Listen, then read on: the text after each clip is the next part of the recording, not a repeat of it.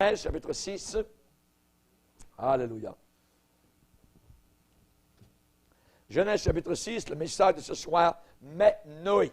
Mais Noé. Alléluia. Genèse, chapitre 6, et nous lisons à partir du verset 1er.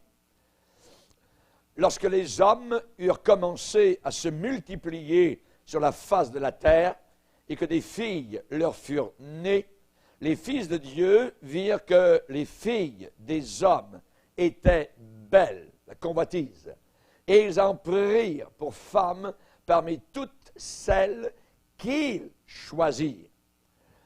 Alors l'Éternel dit, « Mon esprit ne restera pas ou ne contestera pas à toujours dans l'homme, car l'homme n'est que chair, et ses jours seront de 120 ans. » Verset 5, « L'Éternel vit que la méchanceté des hommes était grande sur la terre, et que toutes les pensées de leur cœur se portaient chaque jour uniquement vers le mal.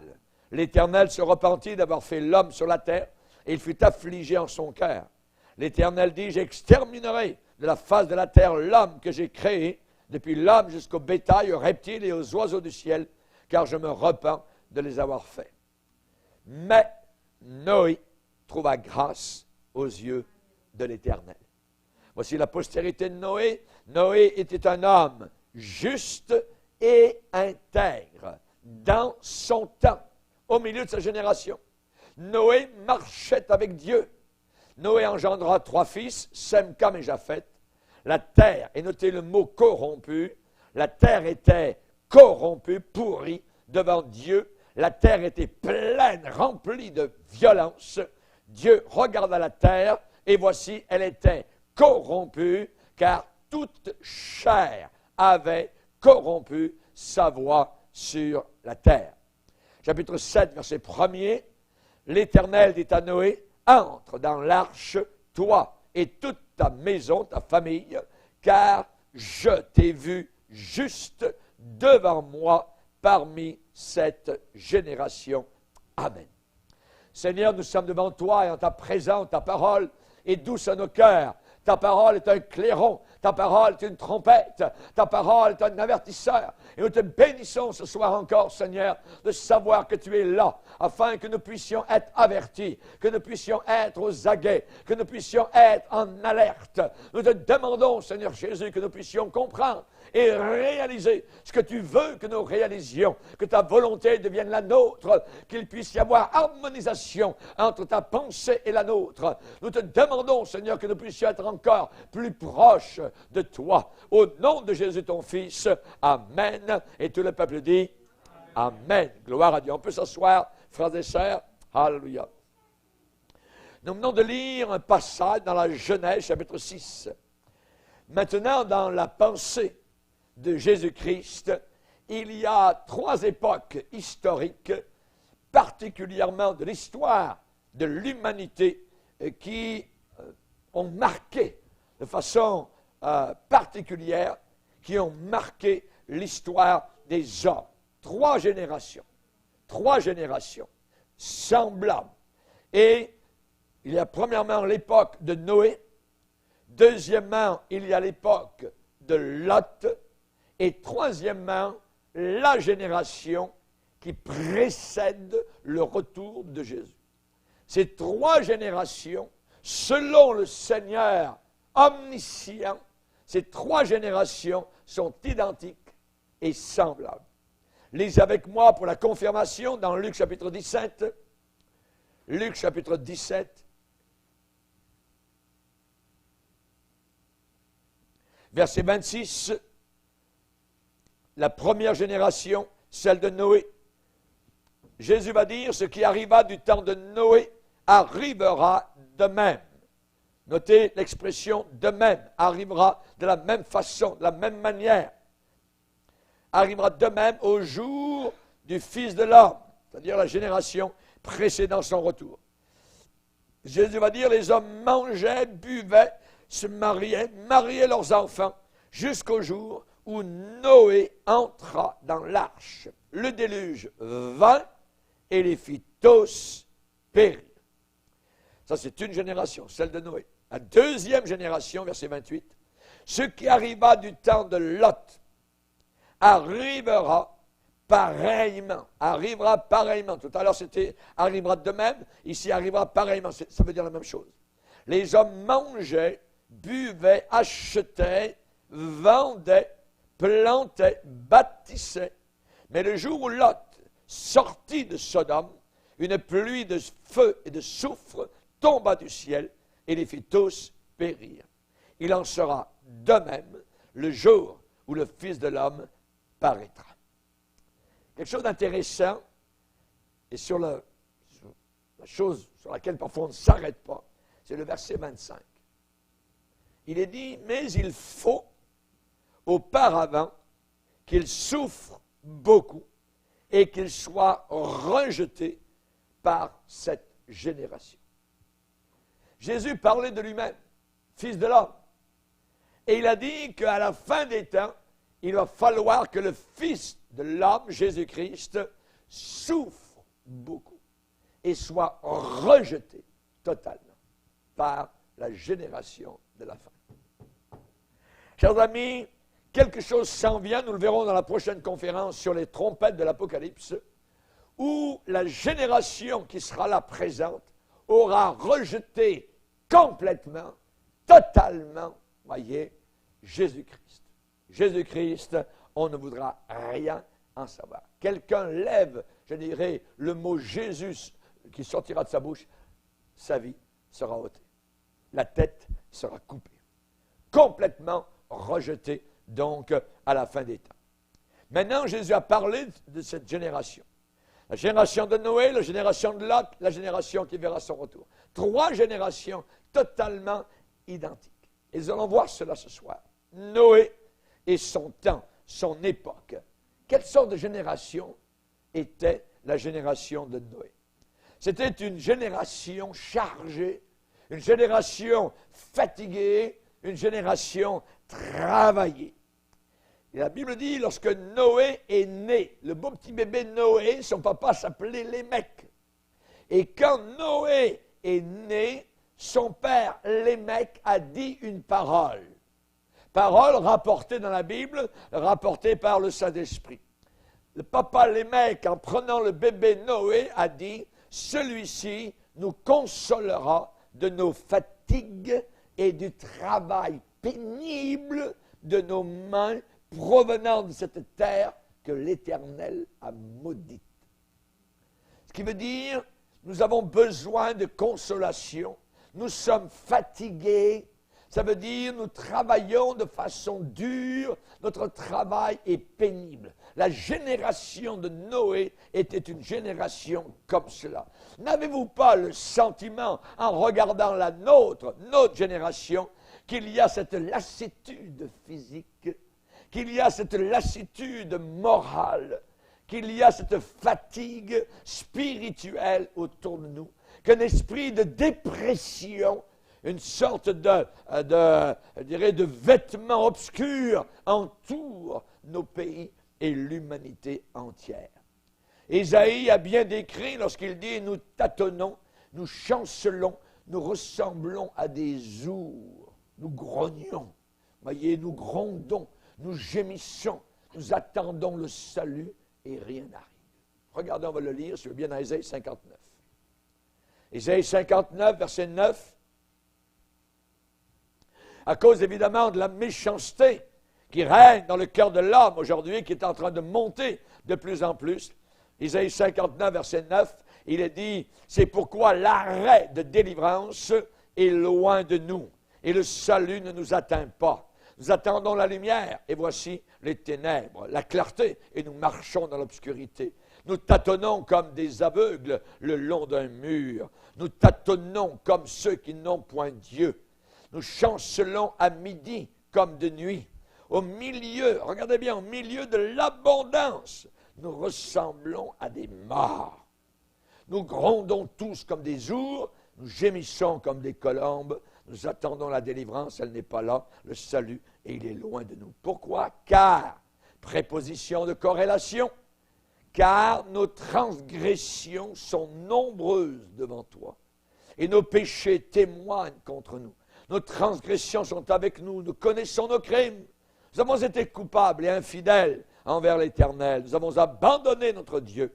Nous avons proféré la violence et la révolte, conçu et médité dans le cœur des paroles de mensonges. Chers amis, nous vivons une génération de mensonges, une génération autour de nous qui est fatiguée, qui est chargée, qui ne dort pas la nuit, qui est remplie de pilules, qui est remplie de draps, qui est remplie de rébellion, qui vit continuellement donc avec des points d'interrogation et qui croit évidemment donc l'évolution, que nous sommes uniquement simplement des animaux évolués. La génération de Noé était une génération fatiguée, travaillée. Il y avait aussi à cette époque un accroissement démographique important. Il est dit dans la Bible, quand les hommes eurent commencé à se multiplier sur la face de la terre. Donc, à cette époque, à l'époque de Noé, il y avait une multiplication démographique. Ça veut dire qu'on doublait en population, ça croissait, les villes grandissaient, il y avait de plus en plus de monde, voyez. Et vous avez remarqué, évidemment, donc, que du temps de Noé, il y avait une société qui était totalement sans Dieu, une société impie, une société violente, une société qui était pécheresse, et 3 fois en 2 versets, nous avons le mot corrompu. Toute chair avait corrompu, totalement pourri sa voie devant l'Éternel. Devant l'Éternel. Quand les hommes ont commencé à se multiplier sur la face de la terre. Et le 21e siècle, actuellement, est une projection exacte, une projection moderne et identique de l'époque de Noé. Retour, pas à la case départ, retour à Genèse, chapitre 6. Nous retournons exactement à cette époque-là. Les hommes se multipliaient dans une proportion qui vous laisse la sueur froide dans le dos. Et aujourd'hui même, ceux qui comptent les gens, qui se servent de la démographie, eh bien, ne savent pas qu'est-ce qui va arriver. Et ils disent, ça ne peut pas continuer comme cela. On ne pourra jamais continuer, donc, avec l'accroissement de la population autour de la Terre, telle qu'actuellement elle est en train de se faire. Les savants sont perplexes, évidemment, ils sont inquiets, très inquiets actuellement. Et nous vivons dans une société sans Dieu. Une société sans Dieu. Alors, lorsque vous regardez les nouvelles, vous pouvez les regarder pendant 3 mois, pendant 6 mois, pendant 1 an. On ne vous parlera jamais du Seigneur. Jamais du Seigneur. Vous voyez? On peut parler de toutes sortes de choses, des homosexuels, des lesbiennes, des changements de sexe, de tout ce que vous voulez. Vous voyez, la corruption totale. Ils sont en train de faire leur chemin en riant jusqu'aux portes de l'enfer. Et ils ne le savent pas et ils ne s'en doutent même pas. Chers amis, on sait particulièrement donc qu'à cette époque-là, ils étaient totalement infidèles à Dieu, ils l'avaient totalement abandonné et il y avait aussi à cette époque-là des alliances douteuses. La Bible dit, les fils de Dieu virent que les filles des hommes étaient belles et ils en prirent pour femmes. Voyez, ils en choisirent eux-mêmes. Donc ça veut dire qu'ils ont commencé à convoiter. Ils ont commencé, ils ne demandaient plus l'avis du Seigneur, ne demandaient plus ce que c'est ta volonté. Non, non, c'était terminé tout ça. Voyez, l'Esprit de Dieu travaillait, l'Esprit de Dieu convainquait, l'Esprit de Dieu était au travail. Et Dieu de dire, mon esprit ne contestera pas toujours. Mon esprit ne contestera pas à toujours. Il y avait des alliances, voyez. Les filles des hommes ont été prises par les fils de Dieu. Le résultat de ces alliances, des géants. Des géants, voyez. J'aimerais vous dire tout de suite, tout de go, que ce n'est pas les démons. Les démons ne peuvent pas coucher et procréer. Voyez. Puisque ce sont des anges maléfiques, mais ce sont des anges, et aucun ange n'a de sexe. Voyez. Si vous entendez que les fils de Dieu ici, voyez, ce sont des démons qui sont allés vers les filles des hommes, ça n'existe pas. Je ne le crois pas. C'était la lignée de Seth, la lignée des fils de Dieu qui s'étaient corrompus littéralement, donc, et qui sont allés simplement, dans le monde, sont allés sur la piste de danse, sont allés sur Internet, ils ont regardé, ils ont convoité à telle fille, ainsi de suite, et ils ont suivi des cours de caractère, ainsi de suite. Regardez dans la parole de Dieu les mariages entre les patriarches, c'est des caractères totalement opposés. Vous regardez Abraham, vous regardez Sarah, vous regardez Jacob, Rebecca, Rachel, ainsi de suite.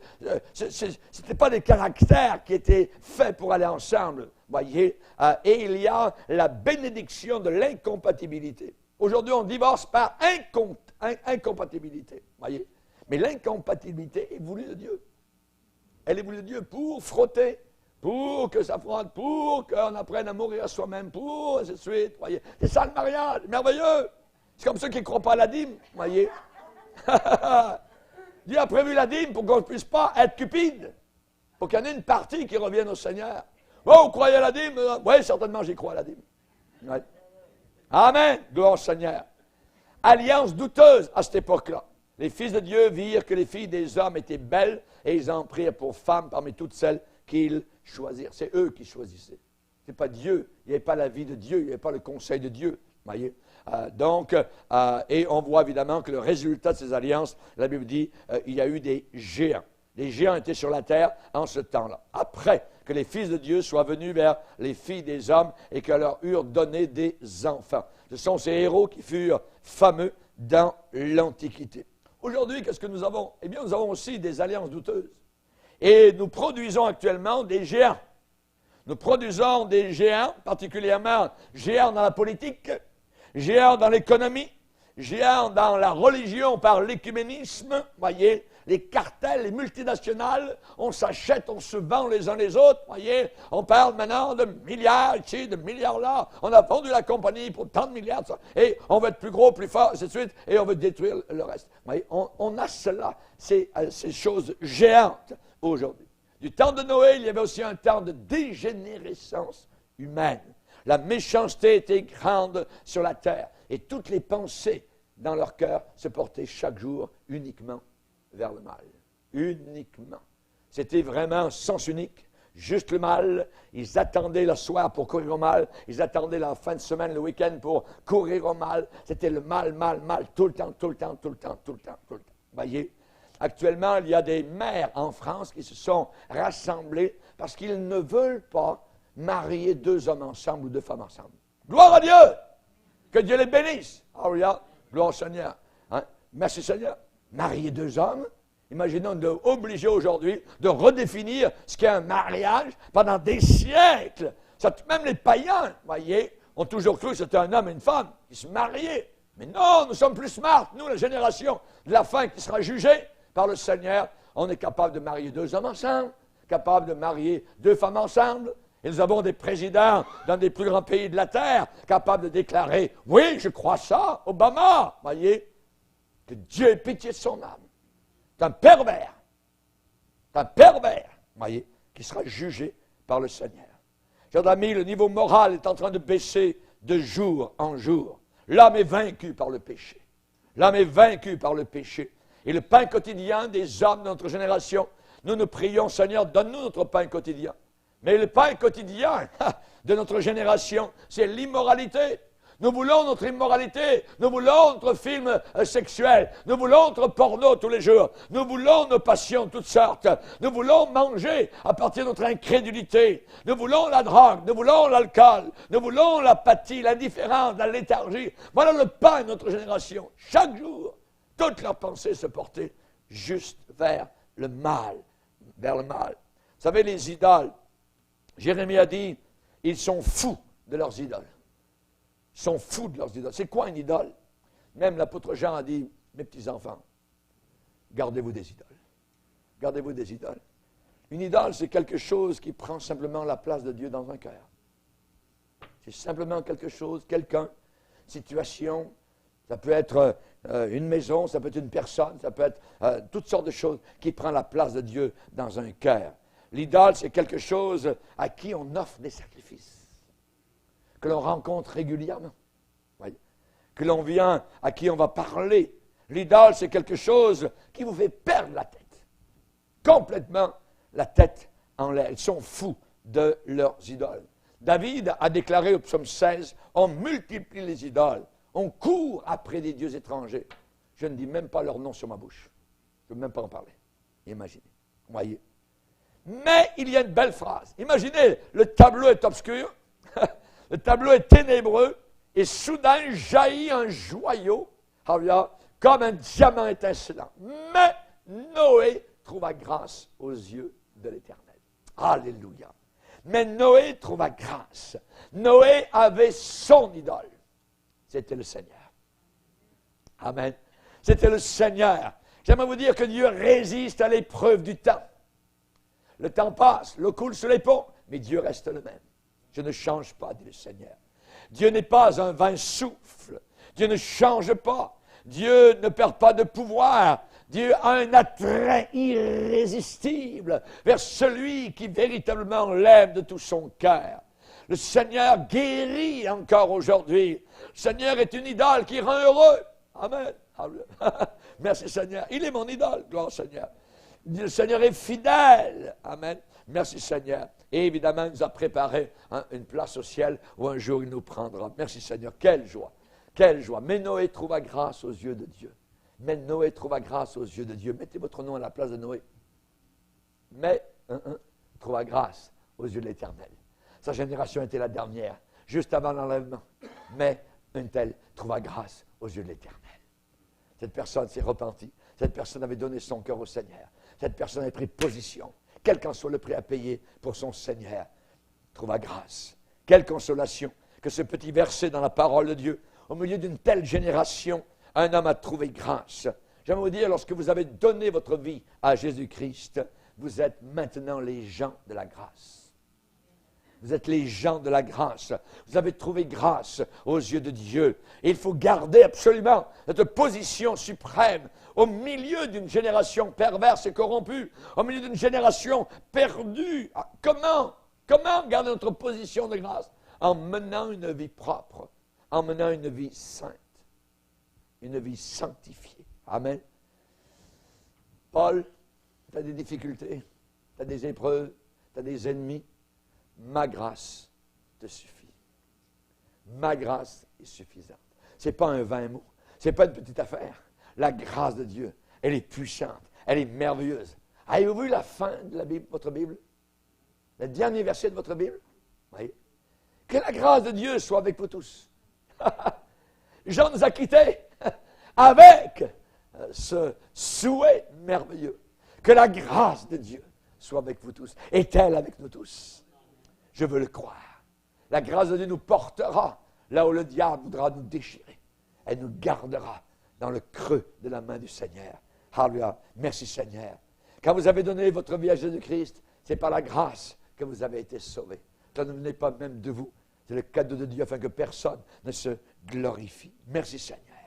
La Bible dit dans Exode 33, Moïse trouva grâce. Actes chapitre 7, verset 46, David trouva grâce.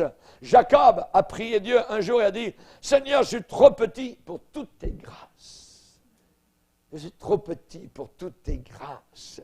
Et la grâce de Dieu, c'est notre professeur, R-E au féminin. Elle nous enseigne. C'est bon d'être au pied de la grâce de Dieu. Elle nous enseigne dans Tite, regardez, Tite chapitre 3. Chapitre 2, verset 11. Car la grâce de Dieu, source de salut pour tous les hommes, a été manifestée. Elle nous enseigne. Elle nous enseigne. C'est une professeure merveilleuse. Elle nous enseigne à renoncer à l'impiété et aux convoitises mondaines et à vivre dans le siècle actuel selon la sagesse, la justice et la piété en attendant la bienheureuse espérance. Chapitre 1er et le verset 4. À Tite, mon enfant légitime, en notre commune foi, que la grâce et la paix te soient données de la part de Dieu le Père et de Jésus-Christ notre Sauveur. Chapitre 3, verset 7. Vous avez été justifiés par sa grâce. Alléluia.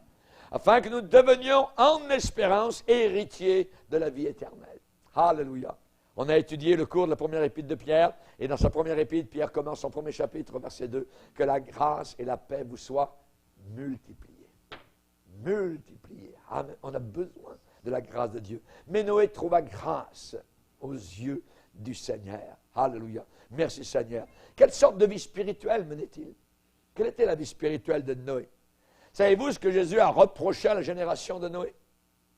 Il a dit que à cette génération, mangeaient, buvaient, se mariaient leurs enfants. Il n'y avait pas d'action de grâce au repas. Ils vivaient comme si Dieu n'existait pas. Noé a mangé aussi. Noé a bu aussi. Voyez. Noé a marié ses fils aussi. Il a mangé et bu. Il s'est marié et il a marié ses enfants. Il a vécu apparemment une vie semblable à celle de ses contemporains, mais avec une différence. C'est que Noé vivait pour Dieu. Simplement. Il vivait pour Dieu. Alléluia. Il vivait avant tout pour Dieu. Les choses de la terre dans le cœur de Noé étaient secondaires pour lui. Très secondaires. Le slogan de sa vie, Dieu d'abord. Dieu d'abord. Dieu d'abord. Noé savait que le royaume de Dieu, ce n'est pas le manger et le boire. Et il savait que le royaume de Dieu, c'était la justice, la paix et la joie par le Saint-Esprit. Et il a su mener une vie simple. Keep it simple. Garde les choses simples. Amen. Ne soyons pas compliqués. Pourquoi? Parce que nous, chrétiens, eh bien, nous sommes des gens simples. Et tous les chrétiens, tous nos frères et sœurs, au travers de toutes les générations, ont été des gens simples. Ils prenaient leur nourriture avec joie et simplicité de cœur. Paul a averti les Corinthiens en disant, ne vous éloignez jamais de la simplicité de Christ. Jésus est simple, pas compliqué. Amen. Alléluia. Que Dieu soit béni. Et nous avons un enseignement ici particulièrement. Pourquoi? Parce qu'actuellement, il semble qu'on ne voit pas la différence entre celui qui sert Dieu et celui qui ne le sert pas. Mais dans Malachie chapitre 3, il dit, bientôt vous verrez la différence entre celui qui sert Dieu et celui qui ne le sert pas. Amen. Et Dieu a fait une différence. Il savait qui le servait et qui ne le servait pas. Et il a vu Noé. Mais Noé trouva grâce aux yeux de l'Éternel. Alléluia. Gloire au Seigneur. Il a eu une très longue épreuve. Certains pensent que Noé, tout allait bien, tout ça, puis il est monté dans l'arche, il a construit son affaire. Hein, bon, il y a eu quelques moqueries, quelques tomates, quelques œufs qu'il a reçus sur la face, mais à part ça, il a vécu toute une épreuve. Toute une épreuve. Entre sa naissance et le moment où il est dit qu'il a trouvé grâce, savez-vous combien de temps s'est passé? 500 ans. 5 siècles. 5 siècles. Il a su ce que c'était que de marcher avec Dieu, être seul avec Dieu pendant tout ce temps-là. Et quel fruit avait-il pour l'encourager? Zéro. Aucun encouragement. Personne pour lui taper l'épaule, voyez. Mais il avait Dieu, il avait le Saint-Esprit, il avait le témoignage intérieur, et la Bible nous dit qu'il a été divinement averti. Averti par Dieu. Dieu savait où il était. Exactement comme Dieu, à une autre époque, a passé par-dessus tout le système dénominationnel religieux des Juifs à Jérusalem. Il est passé par-dessus le temple, il a passé par-dessus les sacrifices, il a passé par-dessus les belles robes, il a passé par-dessus toutes les cérémonies. Et Dieu est allé voir un homme seul dans le désert, appelé Jean le Baptiste. C'est pour moi qu'il dit, c'est écrit dans Luc chapitre 2. Au temps des sacrificateurs, un tel et un tel, Dieu parla à Jean-Baptiste dans le désert. Ici, Dieu a parlé à Noé. Et Noé a été saisi d'une crainte respectueuse. Dieu lui a dit, en un coup de clairon, la faim est arrêtée par devers moi. Toute chair va mourir.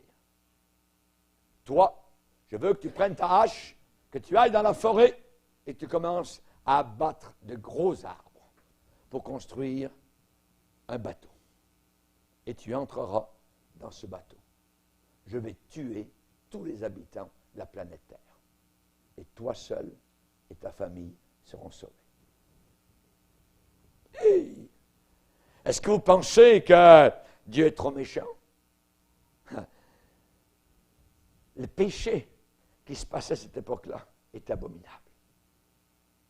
Il tuait des milliers, des millions de bébés comme nous, dans nos porcheries, dans nos boucheries appelées hôpitaux.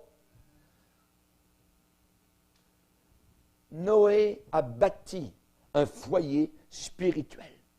Une œuvre remarquable. Quand on considère, évidemment, le milieu ambiant dans lequel il vivait, il a réussi à bâtir un foyer spirituel. Et il a fait cela pendant toute cette longue période stérile. Combien vous êtes dans votre église? On est 8.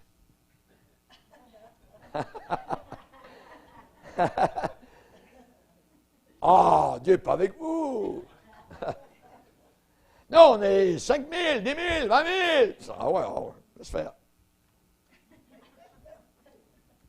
Noé a élevé 3 fils dans les voies de Dieu. Quel merveilleux éducateur. Quel merveilleux pédagogue que Noé, imaginez.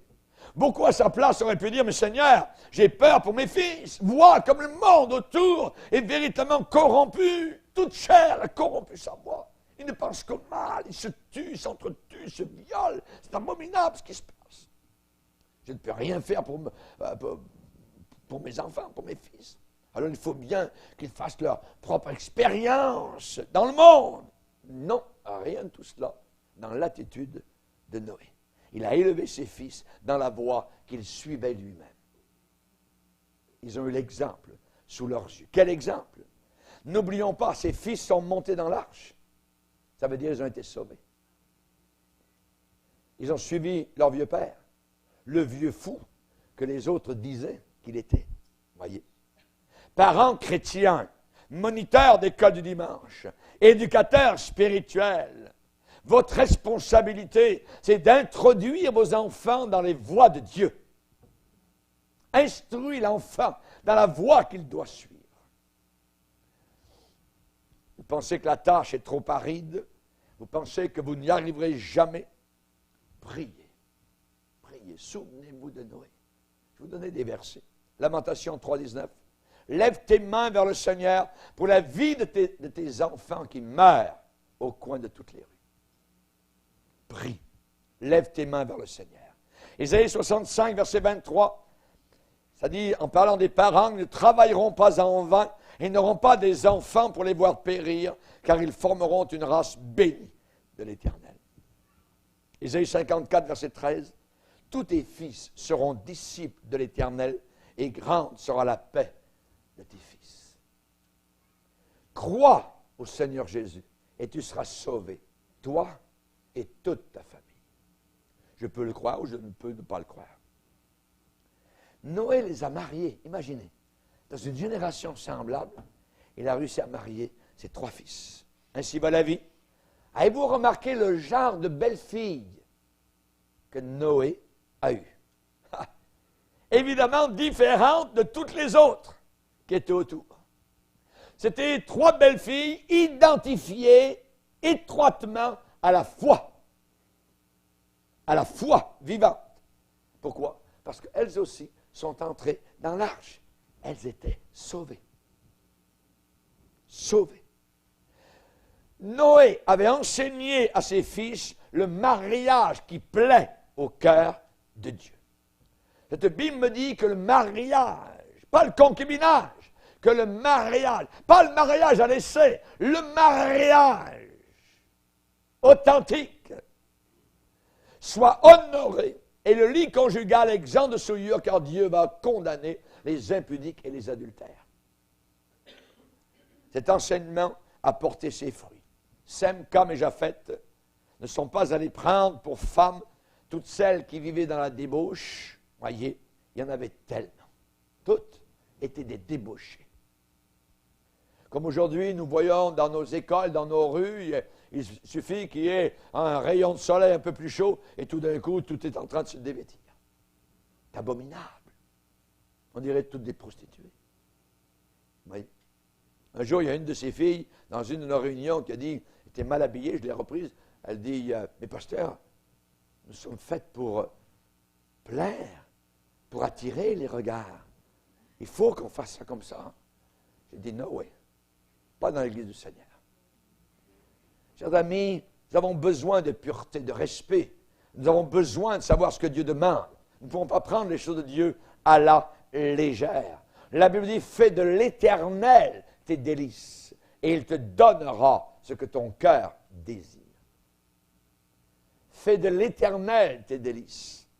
La première chose, c'est la condition pour que je puisse obtenir ce que désire mon cœur dans la direction de Dieu. Il faut absolument que je fasse de Dieu mes délices.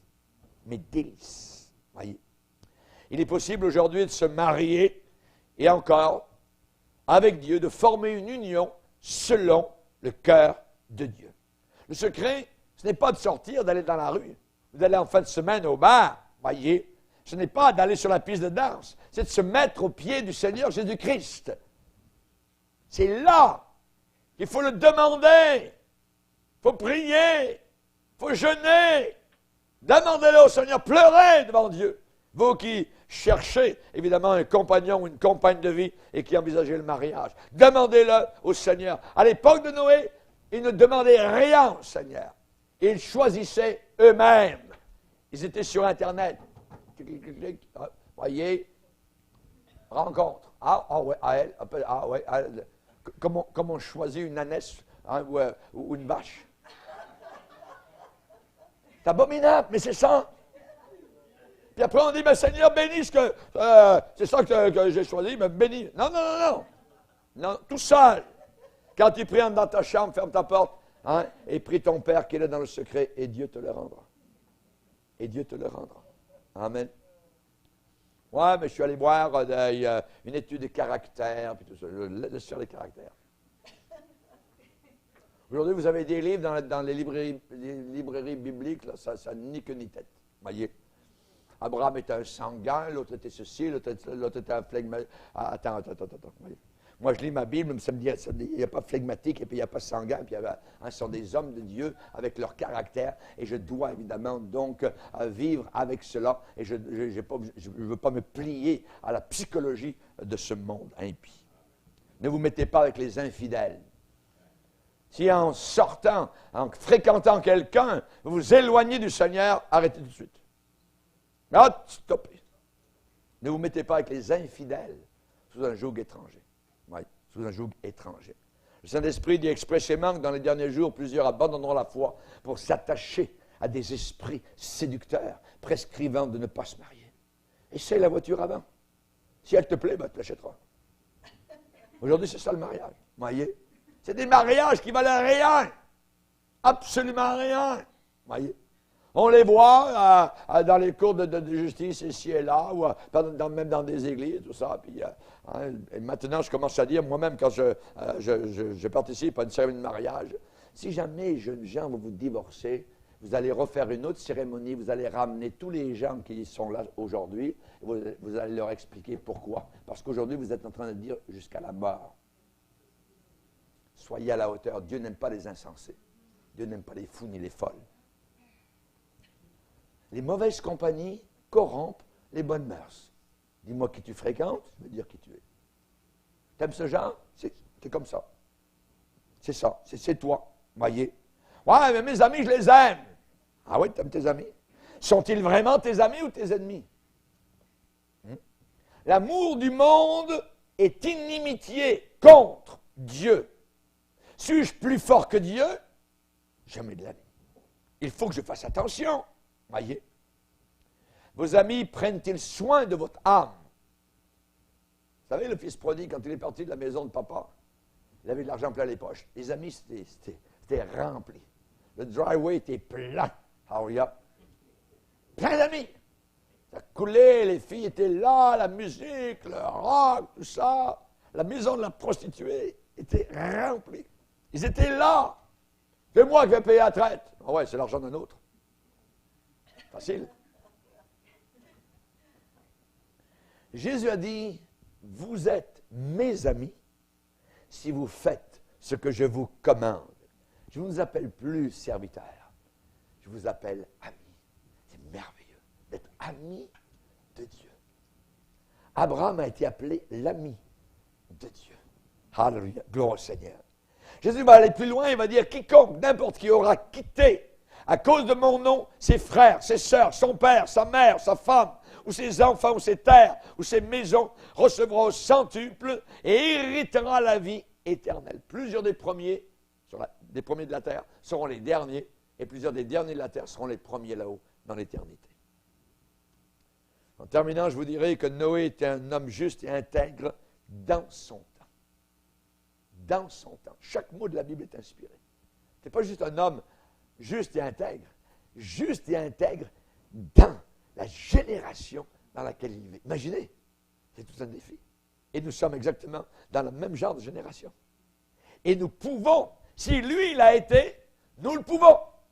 Amen.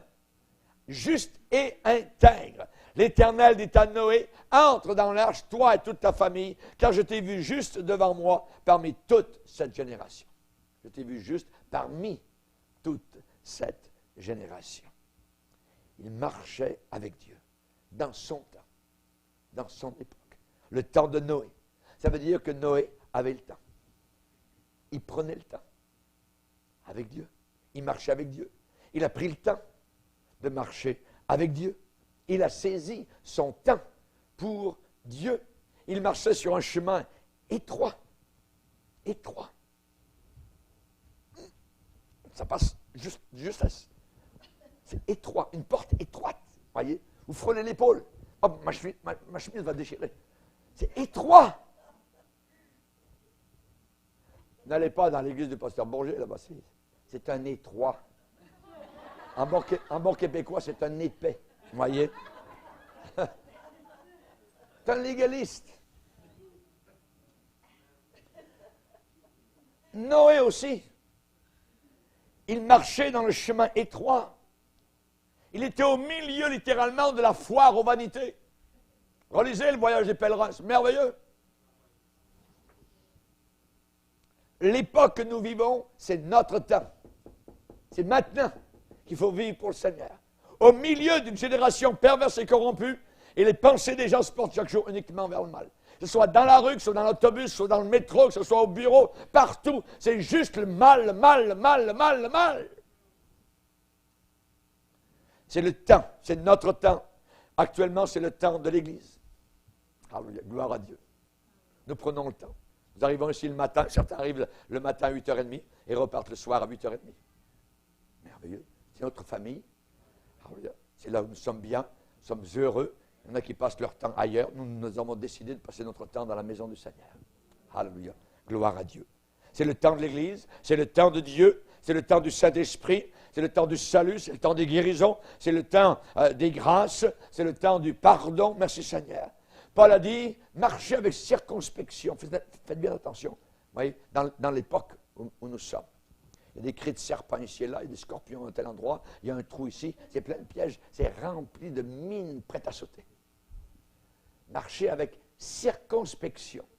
Circonspection, ça veut dire en faisant bien attention. Circum, il y a le mot latin qui veut dire tourner. C'est le tour, en faisant bien attention, autour. Voyez, là où vous mettez les pieds. Voyez, il faut faire attention. Et ensuite, Paul va ajouter, rachetons le temps. Rachetons le temps, rachetons les occasions. Pourquoi? Parce que les jours sont mauvais. Ce n'est pas une belle époque, c'est une époque terrible dans laquelle nous sommes entrés. Les jours sont mauvais. Alors rachetons le temps. Et on pourra dire, comme on a dit au sujet de David, David, après avoir en son temps servi au dessein de Dieu, est mort et a été réuni à ses pères. Alléluia. Gloire au Seigneur. Réunion avec nos pères. Amen. Avec nos frères, avec nos sœurs, là-haut dans la gloire éternelle. Merci Seigneur. Avec Noé, il y a une époque qui prend fin et une ère nouvelle est commencée. Alléluia. Ce qu'il faut faire pour nous, nous sommes les derniers ouvriers de la grâce. Jésus revient bientôt, un de ces jours. On va disparaître donc de la terre. Merci Seigneur. Et on sait que nous devons saisir notre temps pour le Seigneur. Dans Romains 13, il a dit, vous savez en quel temps nous sommes. Vous le savez. Amen. Vous savez en quel temps nous sommes. hein. Et on sait particulièrement que le Seigneur a parlé à une fausse prophétesse qui était dans l'église de Thyatire, et le Seigneur lui a dit, je lui ai donné du temps. L'élément temps, je lui ai donné du temps afin qu'elle se repente. Elle ne veut pas se repentir. Alors, je vais la faire mourir dans son lit d'adultère et d'impudicité, avec ceux qu'elle amène, avec ceux qu'elle enseigne, avec ceux à qui elle enseigne des faussetés. Alors, toutes les églises sauront que je suis celui qui sonde les reins et les cœurs. Je lui ai donné du temps. Dieu donne du temps à certaines personnes pour se repentir. Dieu donne du temps à certaines personnes pour revenir au bon sens. Dieu donne du temps. Et ce temps est très précieux. Rappelez-vous Samson. Dieu aussi lui donnait du temps. Il allait jouer la nuit dans les bars. Il allait se vautrer sur des prostituées, des choses semblables, des femmes de mauvaise vie. Et il pensait que Dieu était encore avec lui parce qu'en pleine nuit, il prenait les portes d'une ville. Toc! Dieu, il dit, c'est merveilleux. Hey, quasiment Dieu approuve mon péché. Mais c'était dangereux parce que c'est un temps que Dieu lui accordait pour qu'il se repente. Et un beau jour, ça a été les 2 yeux qui ont été crevés. Tchou, tchou. Voyez. Je vois plus rien. Moi, mais ça fait longtemps que tu vois plus rien.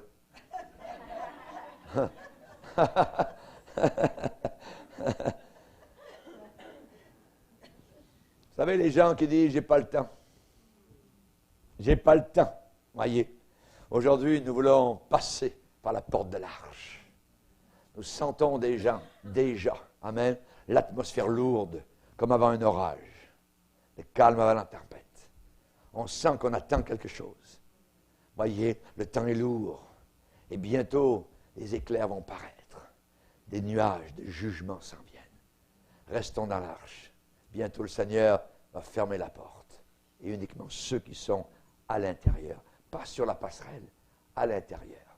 Il faut être à l'intérieur, dans le cœur de celui qui est mon arche, dans le cœur de Jésus, celui qui est mort pour mes péchés, celui qui a été condamné à ma place à la croix du calvaire. Si quelqu'un entre par moi, il sera sauvé. Baissons nos têtes et prions le Seigneur. Alléluia. Merci Seigneur. Nous te bénissons Seigneur, car un jour il n'y aura plus de temps. Nous te demandons, Seigneur Jésus, que nous puissions ressembler à notre grand-père Noé, qui a marché avec toi dans une génération si corrompue, une génération si méchante, au travers de laquelle il a passé comme un météore. Nous te demandons, Seigneur Jésus, que nous puissions nous aussi te ressembler. Aide-nous à bien prendre attention et note de ce que tu nous as accordé comme avertissement.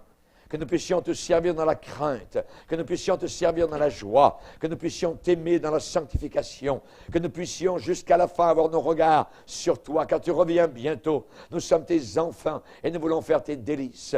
Tu nous aimes, Seigneur. Alléluia. Bientôt, tu vas étendre ta main d'en haut et tu vas nous retirer de grandes eaux, Seigneur. Tu vas nous enlever dans la gloire éternelle. Toi, notre aimant surnaturel, tu viens au-dessus de la planète Terre, nous attirer en ta présence, disparition instantanée en un clin d'œil. Merci Seigneur, nous t'attendons et nous voulons te servir dans la joie. Merci pour les frères, merci pour les sœurs, merci pour l'assemblée, merci pour le travail accompli, réalisé tous ensemble. Au nom de Jésus, Amen. Et tout le peuple dit Amen. Amen. Gloire à Dieu. On va se lever ensemble, on va louer le Seigneur avec André.